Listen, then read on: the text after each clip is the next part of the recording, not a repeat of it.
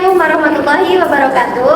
Hai, perkenalkan saya Jessica Violin. Saya dari kelompok 5 ingin mempresentasikan materi mengenai cooperative learning dan collaborative learning. Sebelumnya, perkenalkan Nur Mahmudah, Nur Hikmah Lailiyah, Nurul Aisyah, Karimatul Latifah.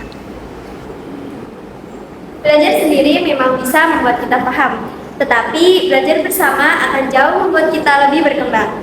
Di sini, cooperative learning dan collaborative learning berperan. Untuk lebih memahami hal tersebut, mari kita simak penjelasan berikut ini. Jadi saya akan menjelaskan tentang pengertian cooperative learning dan collaborative learning. Kooperatif adalah metode pembelajaran yang menekankan kerjasama siswa dalam kelompok kecil yang terstruktur. Contohnya ada jigsaw. Jigsaw metode pembelajaran seperti puzzle, yaitu satu kelas dibagi kelompok kecil. Dalam satu kelompok kecil itu ada yang menjadi guru kecil di dalam setiap kelompok. Yang kedua ada think pair, adalah pembelajaran 3 langkah sederhana, yaitu berpikir, pasangan, dan berbagi. Yang ketiga, STAD, pembelajaran kelompok yang diakhiri tes individu, yaitu guru menjelaskan materi. Selanjutnya, siswa dituntut untuk berdiskusi, dan yang terakhir, guru memberikan kuis. Yang kedua ada collaborative learning, yaitu metode pembelajaran di mana siswa lebih bebas bekerja kelompok dan lebih fleksibel. Contohnya ada diskusi kelompok bebas, yaitu diskusi berkelompok secara bebas, tetapi tetap menjadikan guru sebagai arahan. Yang kedua proyek bersama, yaitu bekerja kelompok untuk menghasilkan suatu karya. Yang ketiga brainstorming, mengumpulkan ide sebanyak mungkin, yaitu ide sebanyak mungkin itu dikumpulkan semua idenya, tidak dibetulkan salah atau benarnya, dan terakhir memilih ide yang terbaik. Selanjutnya yaitu ada tujuan cooperative learning. Yang pertama, ada membiasakan anak bergaul dan bertukar pendapat. Nah, di dalam kelompok kita harus belajar untuk berkomunikasi dengan baik dengan teman-teman kita. Lalu kita juga harus berani untuk mengutarakan pendapat kita dan sekaligus menghargai pendapat dari orang lain. Yaitu contohnya dengan belajar kelompok, siswa itu tidak malu untuk berbicara dan belajar menghargai pendapat orang lain. Lalu yang selanjutnya, mewujudkan tujuan pendidikan dan mengajar. Di dalam kelompok, ketika kita melakukan pembelajaran secara berkelompok, itu akan menjadikan pembelajaran tersebut lebih efektif dan mudah untuk paham. Terus yang selanjutnya ada melatih hidup bersama dengan masyarakat. Ketika kita melakukan kerja kelompok, di sana kan kita diajari untuk saling membantu, terus saling memahami. Nah, ketika nanti kita hidup di lingkungan masyarakat, itu bisa berguna karena kita bisa dengan mudah bergaul dengan masyarakat. Terus yang selanjutnya ada menumbuhkan rasa gotong royong.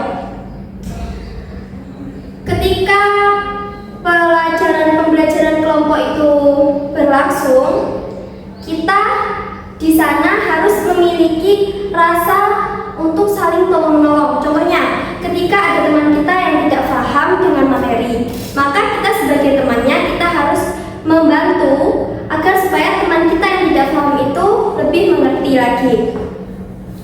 Nah, terus selanjutnya yaitu ada tujuan collaborative learning. Yang pertama, melatih rasa peduli dan berbagi.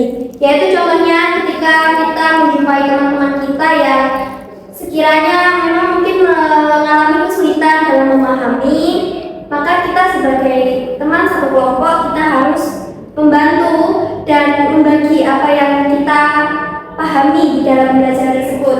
Lalu yang kedua, meningkatkan rasa menghargai. Meningkatkan rasa menghargai itu dalam kelompok, yaitu ketika ada orang lain yang berpendapat, maka kita juga harus ikut mendengarkan, tidak mementingkan pendapat kita sendiri. Terus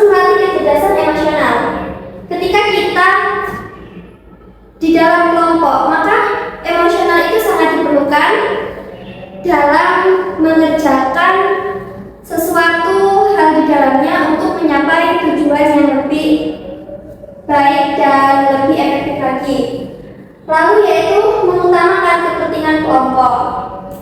Tidak boleh di dalam kelompok itu kita mementingkan diri kita sendiri. Kita juga harus mendengarkan orang lain di dalam kelompok tersebut.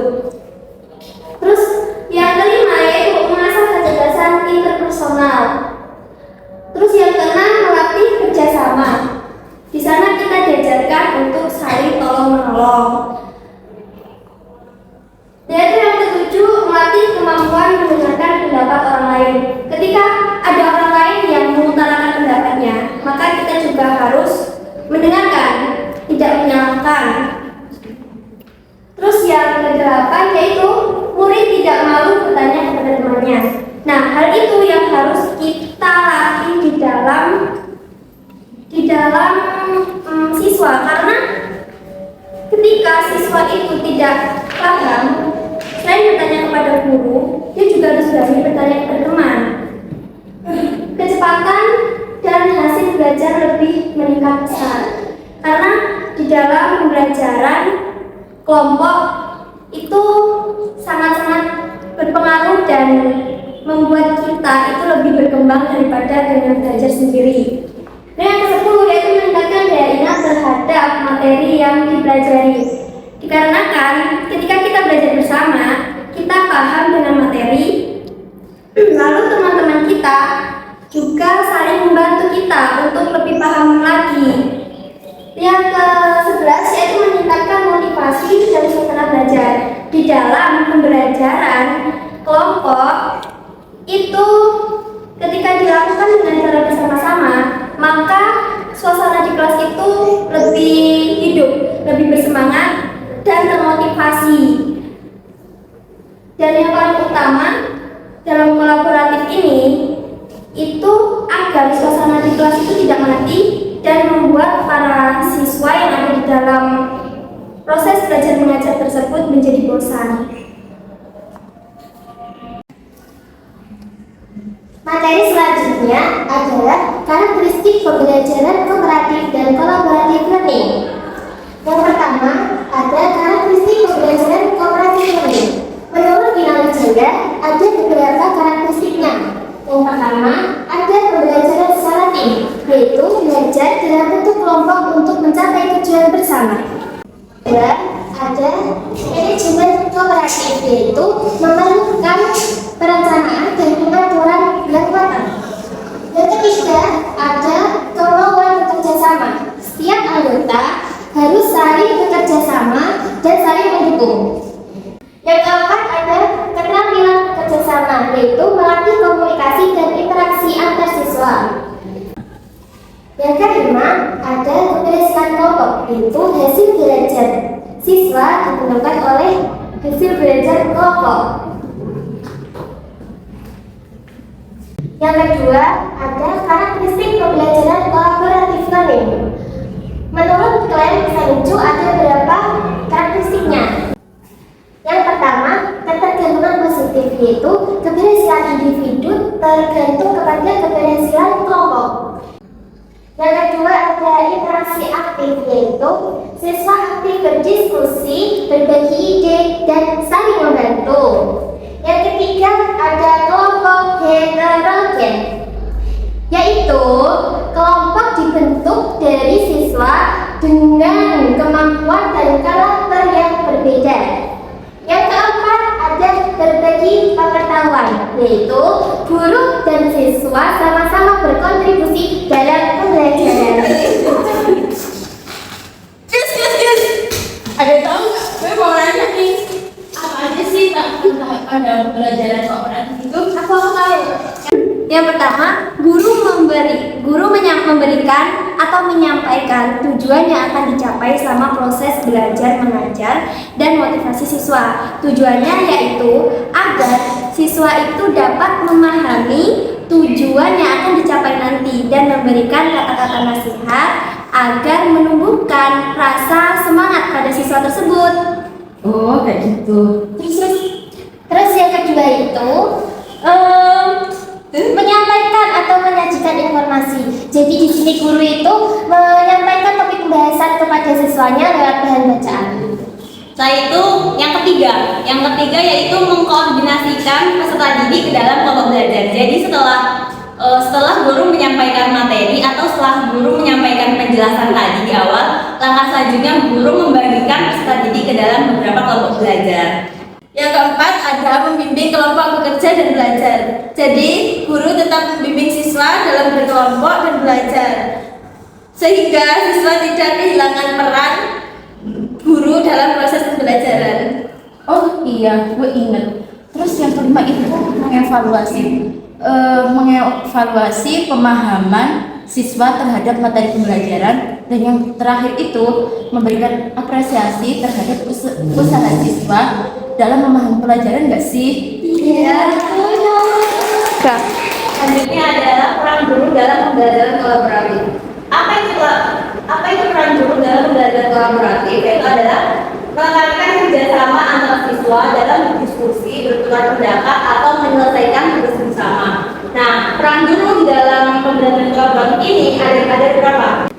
Peran guru sebagai fasilitator, yaitu guru membantu menyiapkan kelompok atau membantu jalannya diskusi agar lancar. Yaitu yang kedua sebagai motivator. Sebagai motivator, guru itu perlu memberi semangat kepada siswanya agar siswanya itu semangat gitu dalam mengerjakan tugas, dalam belajar di kelas.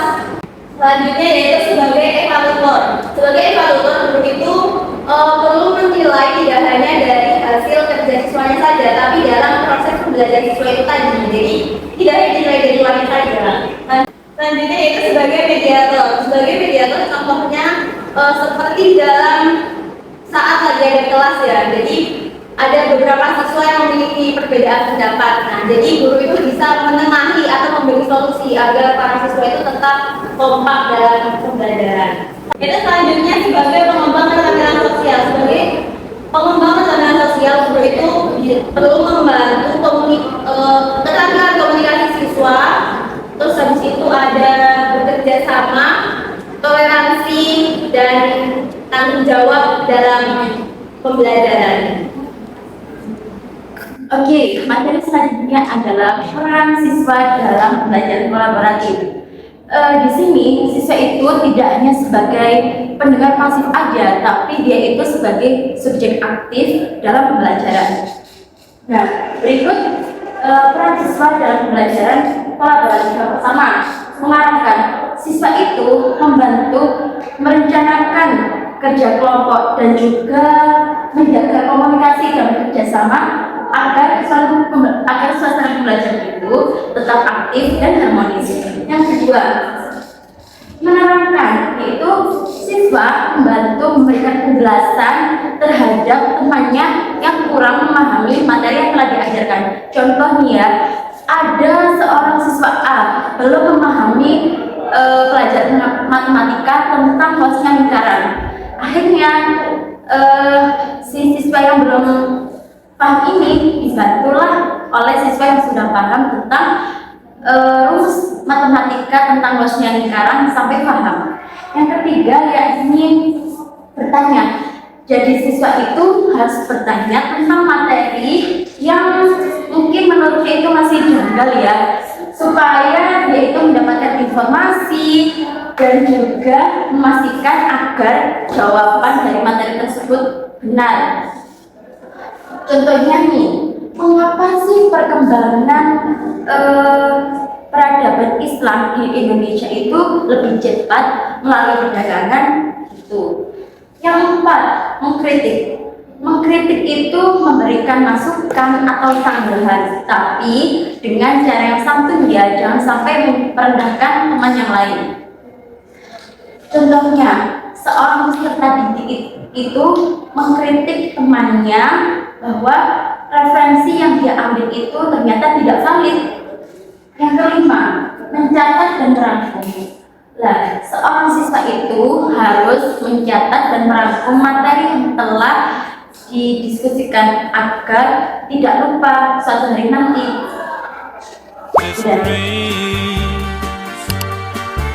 Like cherry blossoms blooming in the mountain